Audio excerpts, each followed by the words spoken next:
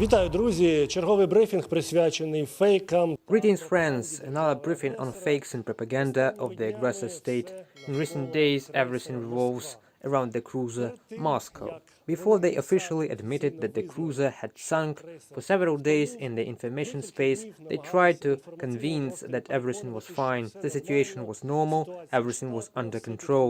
Reminds me of the story with the submarine Kursk. Before admitting its death, Putin also had been telling that everything was fine. As a result, Russian servicemen died. This was at the dawn of his presidential career. So what happened to the cruiser Moscow? Before acknowledging its loss, Russian propagandists said the following: the ship is afloat, ammunition explosions have been stopped, the fire has been localized, the main missile equipment was not damaged. A cruiser with full ammunition carrying out combat missions in the Black Sea is being towed to the port. The crew has been evacuated. Even the main propagandist of Komsomolskaya Pravda, Alexander Kots, as you can remember his name from the story from the Wagner Group, which he promoted in the information space very actively a few years ago. So, even Kots said that the fire on the Moscow cruiser could not be the result of a short circuit or a human factor. He did not specify. Maybe someone was smoking in an unspecified place, forgot to turn the iron or the water boiler off. A human factor, such trifles. 2 days passed and even state Russian propaganda was forced to admit what was already known to the whole world. The ship is lost. It sank. After that, the propagandists are already involved in treating this tragic loss for themselves at the turning point in the war that Russia is waging against Ukraine.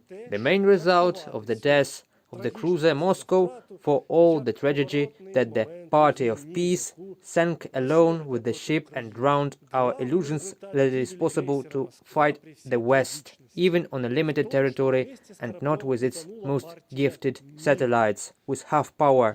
No, we can only win and stand on new frontiers, taking our wonderful partners a direct threat to the West. It turns out that some boundaries are already emerging on the horizon. I understand that we need to worry about Russia's neighbors, not only about Ukraine. As for this interpretation of the loss of Moscow, it usually adds arguments to the party of war, which insists on aggressive campaigning against Ukraine, and so they are trying to silence the other wing, which is trying or creating the illusion of negotiation. But we have to do our own thing and continue to expose fakes and fight the aggressor who came to our land. Let's move on. Another fake that we refute today is about the allegedly evil intentions of Ukraine to launch a strike on Russian territory. This is confirmed by an intercepted conversation released by the Security Service of Ukraine. Тут это самое, сказали, что это 7 жертв, 7 пострадавших все-таки есть вот по этой бомбе Климова. Снаряд, который упал. А? Это наши херачат. А зачем наши? Ну, так надо. This conversation indicates that it was Russia itself that shelled the village of Klimovo in the Bryansk region, although they blamed Ukraine for it. The wiretapping of the Russian proves it. This is done in order to, firstly, add arguments to their own propagandists in Russia to justify the actions of the Russian army, and secondly, to strengthen the Russian propaganda argument that it was Ukraine that shot down the Malaysian Boeing. And massacres in Bucha and Borodyanka also were handiwork of Ukraine. Of course, as well as Kramatorsk railway station was hit by Ukraine itself. They just support their arguments with such fakes. Further on, unfortunately, among the fake mates, we also find representatives of European countries. One of them is a journalist from Germany. He even advertised by Russian propagandists themselves as the only source of truthful information from Mariupol. Everyone lies, but only he tells the truth. Journalist Thomas Raper. According to Russian propagandists, he makes reports from Mariupol that he claims no one in Germany would believe. There are no such German mainstream journalists there, although they were invited, and they did not go there, and everybody prefers to listen to the official versions of European propagandists. They called this Raper on air to Solovyov, the main Russian mouthpiece of propaganda and the mouthpiece of the war party, But if you investigate what kind of person he is, why he appears on these shows and reports lies about Mariupol and justifies the actions of the Russian authorities, it is very easy to establish that this person serves the informational narratives of Russia totally. In particular, in his book, he denied any responsibility, even co-responsibility of the Russian government for the downed Malaysian Boeing MH17, while Russia's involvement has already been proven at the level of international law enforcement and judicial bodies. In the same way, for example, this German rejected Russia's involvement in the poisoning of the fugitive spy Skripal in Salisbury, UK. He also denied Russia's involvement in the poisoning of a fugitive spy Skripal in Salisbury, UK, with Novichok poison. He also participated in attempts to deny the responsibility of the Russian intelligence service in other special operations conducted by Putin.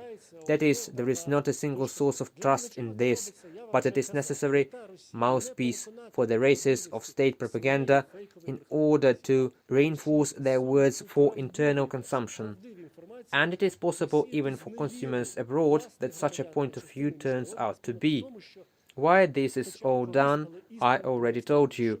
Russia's goal is not to convince of the veracity of its false versions, but to sow doubt in a truthful version, in the truthful information, to spread the despondency of their own citizens and part of the international community that at least someday the truth will be established.